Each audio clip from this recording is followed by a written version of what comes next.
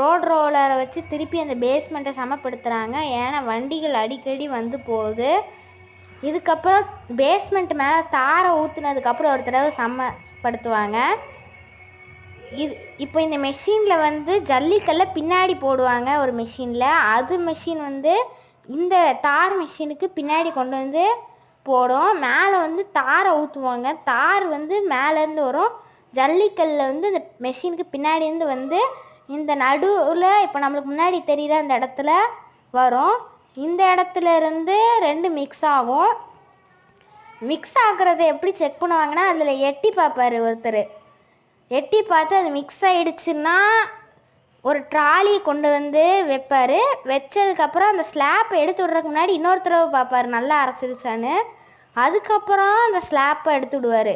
அது வரைக்கும் ஸ்லாப் எடுக்க மாட்டாங்க. அடுத்த வீடியோவில் மற்ற சொல்கிறேன். பார்ட் 3